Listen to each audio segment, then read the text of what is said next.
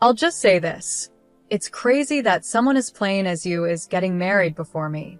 You'd look better in that old dress, and even the groom and guests will say that to your face. I heard my sister's harsh words next to my ruined wedding dress. My heart sank with sadness. But as her older sister, I couldn't let her keep acting like this. I was determined to show her how happy I am and make her regret her bad behavior. My name is Amy. I'm 30 years old, and after dating Scott for 5 years, we recently submitted our marriage registration. Our wedding is coming up soon. Preparing the wedding invitations, choosing the food, and selecting the flower decorations has been tough, but thinking of it as a way to show thanks to everyone who has supported us keeps me going. One thing I've been especially focused on is my wedding dress. Wearing a wedding dress is a once-in-a-lifetime moment, and I've dreamed of wearing a pure white one since I was little. I spent quite a lot on it, and sometimes I wonder if it was the right choice. I think that dress suits you best, Amy. And it's been your dream, right? You've saved for it for so long, Scott told me. Thank you, Scott. Yes, it's a special day, so I'll wear the dress I chose with confidence, I replied. The dress I picked is beautiful, made with lots of lace and tulle, created by a famous designer. Just imagining myself in it, standing next to Scott at the perfect venue, makes me excited for our wedding day. It feels like a dream come true. But not everything in my life has been going smoothly. Amy, did you really manage to marry Scott? Don't you think he'll regret it? My sister Lauren said, smirking. Lauren, that's not something you should say, even as a joke, I snapped back. When I visited home, Lauren, who is 3 years younger than me, was lounging on the couch. She always knew how to say things that hurt. Even though she pretends she's joking, I know Lauren is being serious. Scott is so handsome. He's way too good looking for someone like you, she continued. You can't judge people by how they look, Lauren. Marriage is about much more than appearances. I replied, well, coming from you, that might actually sound believable. I never thought you'd get married before me, Lauren said. Stop it, I yelled. Lauren is always so confident, constantly working on her makeup and hairstyles to impress men. She's the type of person who checks herself in the mirror all the time. Ever since we were kids, she would often make fun of me in front of others, saying things like, unlike me, my big sister isn't pretty. It's like she always needed to be the one on top. But even though she focused so much on looks, I never felt like I was less than her in other ways. Our relationship as sisters has never been great, and lately, her behavior has been even weirder. Hey, Amy, remember when Scott came over to meet our family recently? I was there too, right? Did Scott say anything about me? She asked. What do you mean? I replied. Like, wow, you have such a cute sister. Or maybe something like your sister is more refined and beautiful than you, she said. I was frustrated. I'm leaving, I said, trying to get out of our parents' house. As I was about to go, Lauren muttered to herself, acting all high and mighty just because you managed to get married, even though you're still so plain. Just wait and see. Excuse me, did you say something? I asked. Just go home already, she snapped back. This attitude wasn't new, so I left without thinking much of it. But things got even stranger later. On the day Scott and I were having our pre-wedding photo shoot, Lauren came to the location with our parents to watch. Oh, so this is the dress you're going to wear on the big day, she commented. Lauren, the shoot is about to start. Could you please move aside? I asked. I was scheduled for a solo photo session first, and as the preparations were being made in the cathedral where the ceremony would take place, Lauren kept walking around, not caring about anyone else. All right, I'll move. What's the big deal? Just because you're in a wedding dress, you're acting like you're the star, she said. Well, I kind of am the star today, since it's my pre-wedding shoot. We need to move quickly, or it'll be a problem for everyone, I replied. She scoffed. Typical. You try to be liked by being so considerate, but really, you're just plain. And just so you know, that dress doesn't suit you at all, Lauren whispered to me, making sure our parents, Scott, and his mother couldn't hear her. Just as I was about to respond, she walked away. I was about to respond, But Lauren just walked away with a smile. The photo session began, but her cruel words lingered in my mind, making it hard for me to smile naturally. As the pre-wedding shoot went on, my smile felt more and more forced. "Are you nervous, Amy?" asked Scott's mother, my future mother-in-law. We hadn't met many times, but she was always gentle and kind. "I'm just having a little trouble smiling," I said. "Sorry to keep you waiting." "It's okay. You look beautiful in that dress. Take your time with the photos. You deserve to be admired for as long as possible," she reassured me. Her kind words helped for a moment, but Lauren soon ruined the mood again. "Are you going to make trouble for your in-laws?" "I feel sorry for them, having such an incompetent daughter-in-law. Who would want someone like you?" Lauren said with a smirk. "Lauren, please stop," I responded, trying to stay calm. At that moment, my future mother-in-law stepped in. She smiled warmly and said, "It's so nice of you to come and support your sister, but this is Amy and my son's special day. Please give them some space." She gently took Lauren by the hand and led her to the corner of the venue. As the shoot continued, Lauren stood there with a sour look on her face, clicking her tongue in frustration, making the atmosphere tense. "Maybe your sister feels like I've stolen you from her," Scott joked, trying to lighten the mood. "I'm so sorry," I apologized, feeling the weight of Lauren's presence even more.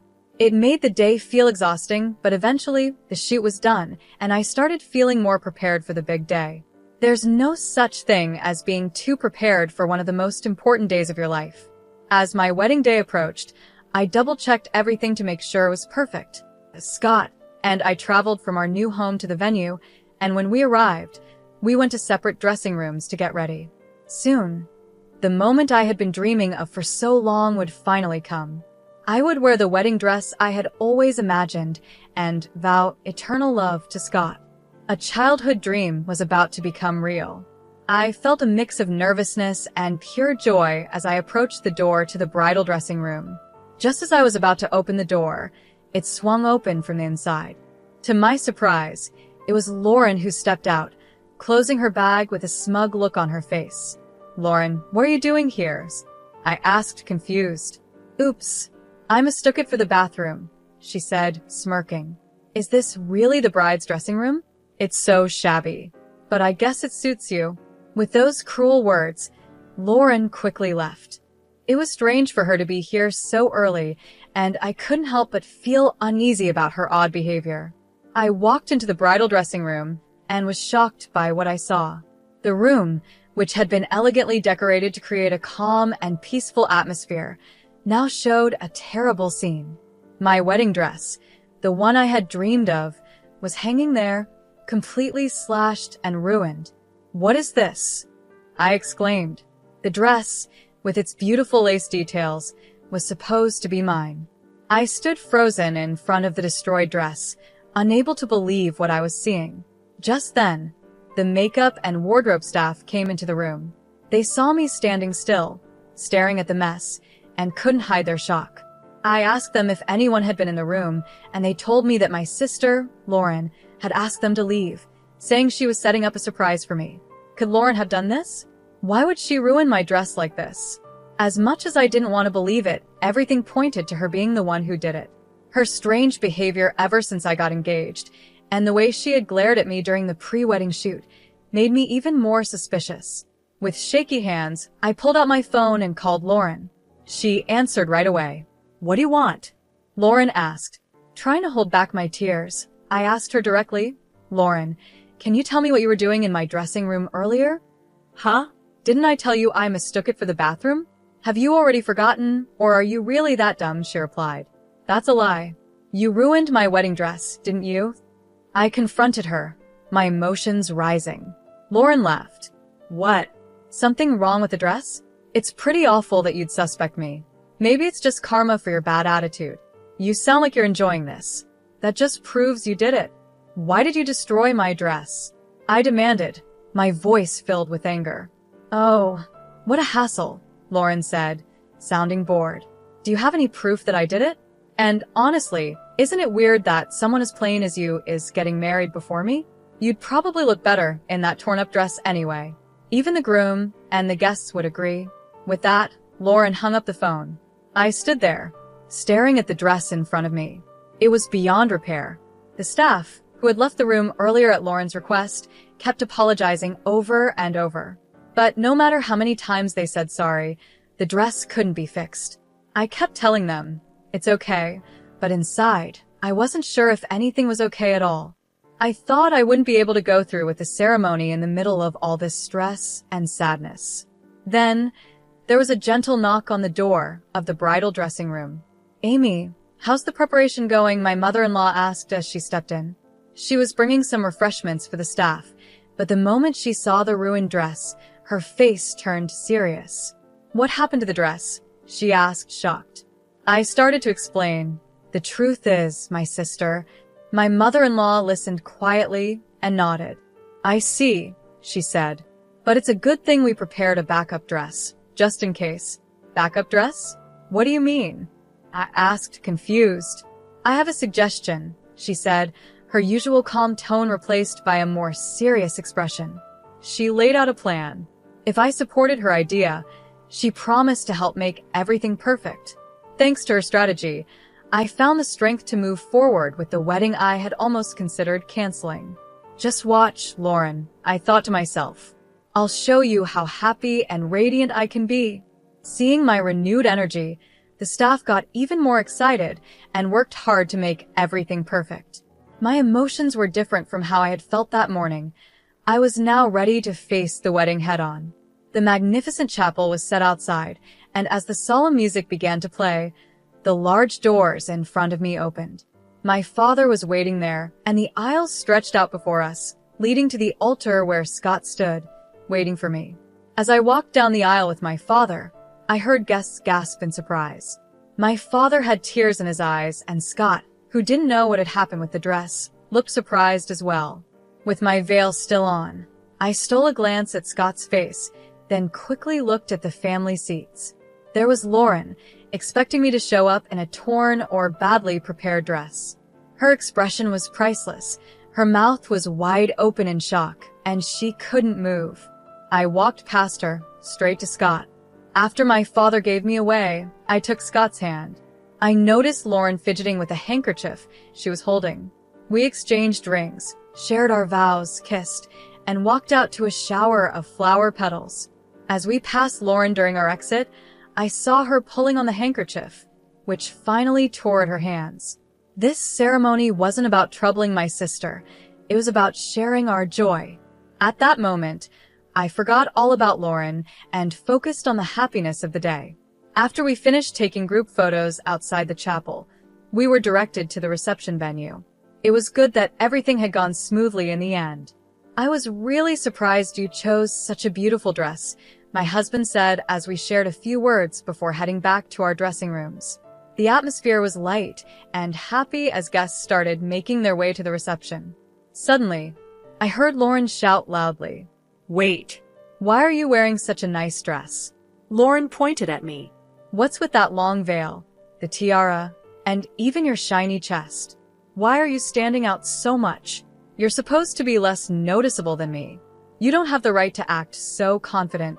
Lauren's words were loud and full of frustration, even though she seemed to admire the dress at the same time. The dress I wore was indeed beautiful.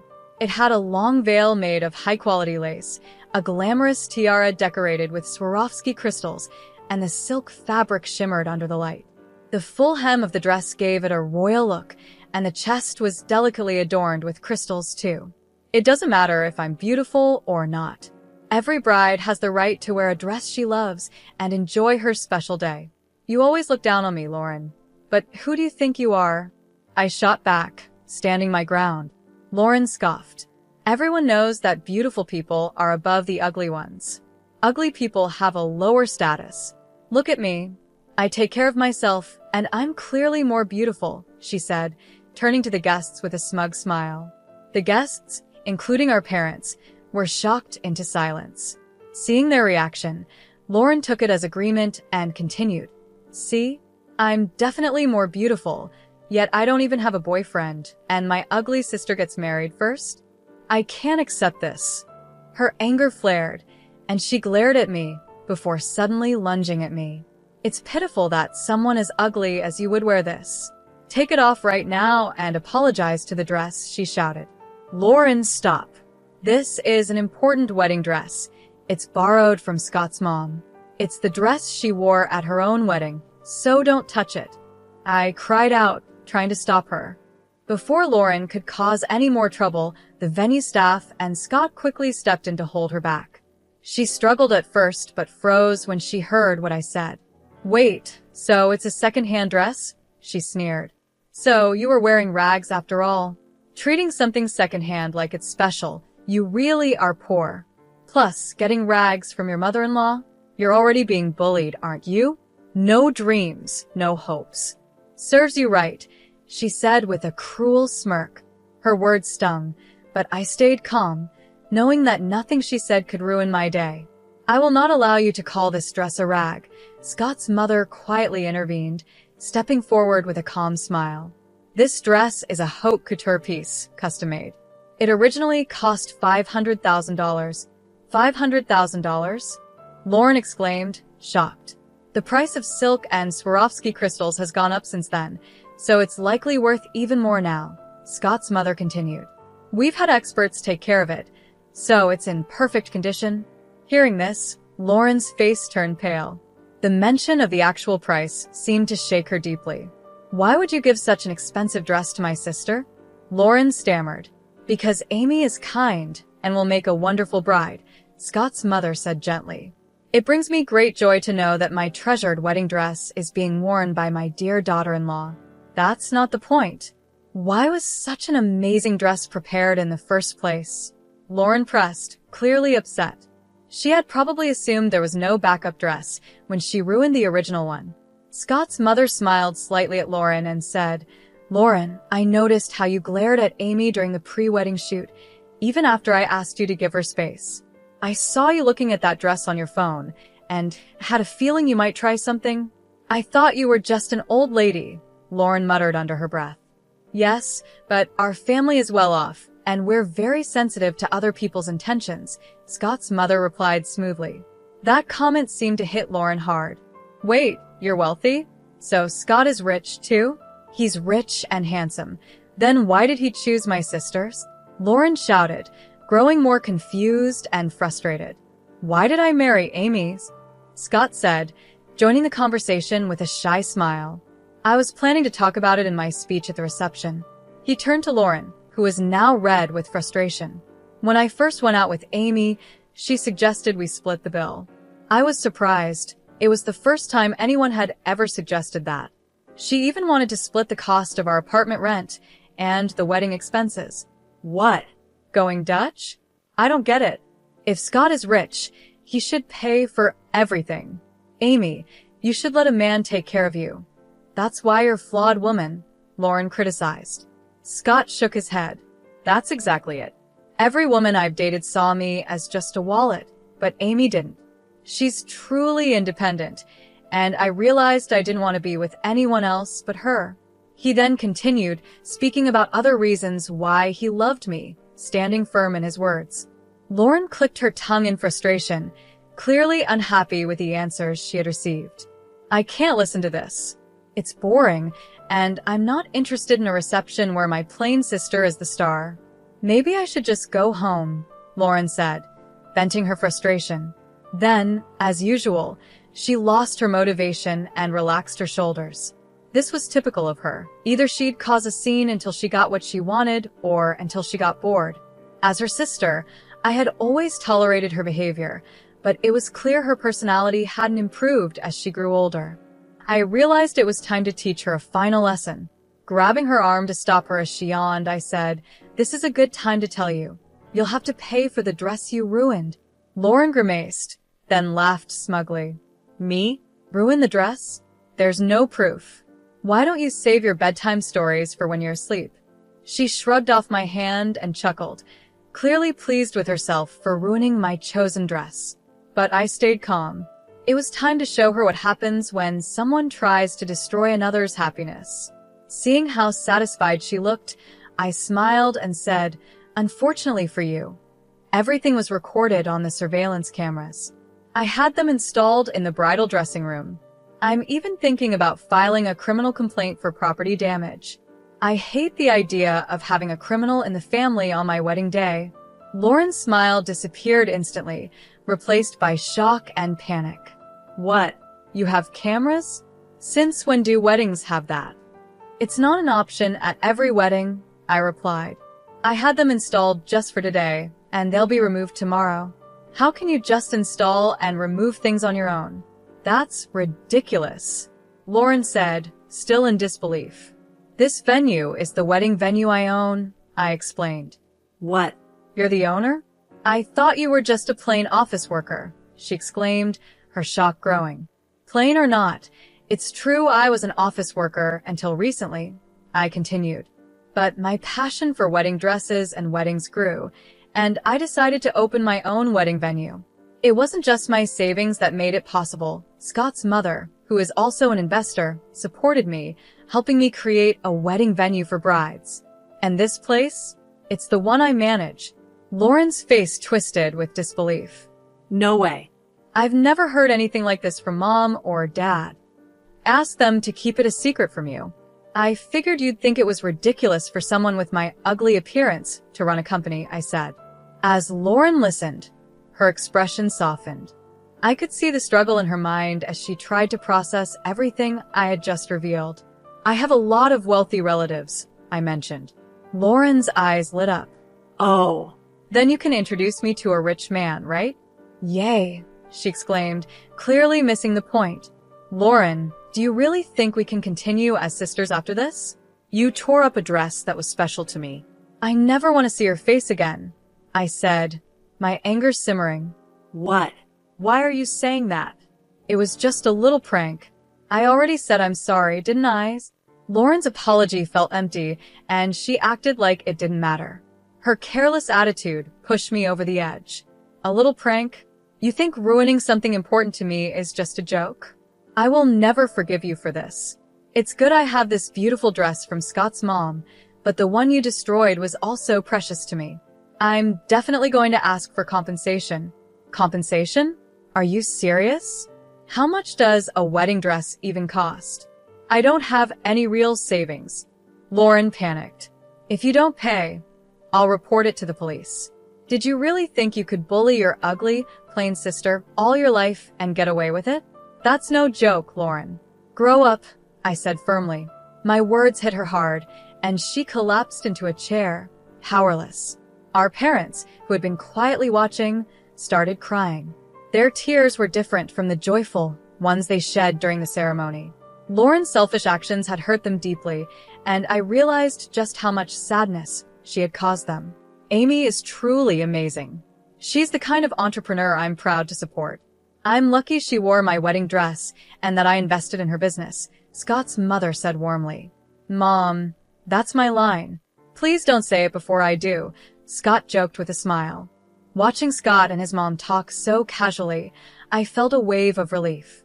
After sending Lauren home, we returned to the reception, which continued warmly despite the earlier drama. It ended up being the best wedding for me because I was able to strengthen my bond with Scott's family. After the wedding, our parents were furious with Lauren. They apologized to me for being too easy on her for so long and strongly condemned her actions. Lauren was expelled from the house by our parents. She couldn't change her job to afford the dress she ruined, so she rented a small apartment near our parents' house. Staying close to home meant she couldn't escape the gossip about what had happened at my wedding. Since we were close in age, the news spread quickly, and Lauren became the talk of the town. Every time she tried to reconnect with old friends, they avoided her, which upset her so much that she moved out of state. The long commute to work drained her time and savings, leaving her struggling financially. Now, her entire salary and bonuses go toward paying for the dress, and she lives a tight, restricted life. Once a confident trendsetter, she can no longer afford makeup or fashionable clothes at work, and her lifestyle has completely changed. Now, Lauren quietly goes through her days, wearing messy clothes and occasionally casting jealous glances at her colleagues. Her only escape is social media, but her posts, full of despair, are driving more people away. Meanwhile, Scott and I are happily enjoying our marriage. He stays busy with his job, and I've started designing unique wedding dresses at our venue, just like my mother-in-law suggested. Investors who believe in my love for wedding dresses have encouraged me, saying that if I love them, I can definitely create dresses that brides will adore. Though it's a new and challenging task, there's a special joy in crafting the perfect dress using beautiful lace, tulle, and silk. The memory of the dress Lauren destroyed still hurts, but looking at the photos of me in Scott's mother's dress, where we made our vows, helps me heal a little each day.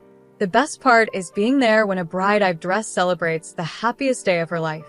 This has brought me a new sense of joy in weddings.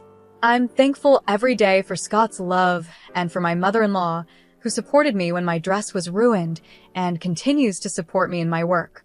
Oddly enough, I even feel a bit thankful to Lauren. Her actions only made me realize how much I truly love wedding dresses.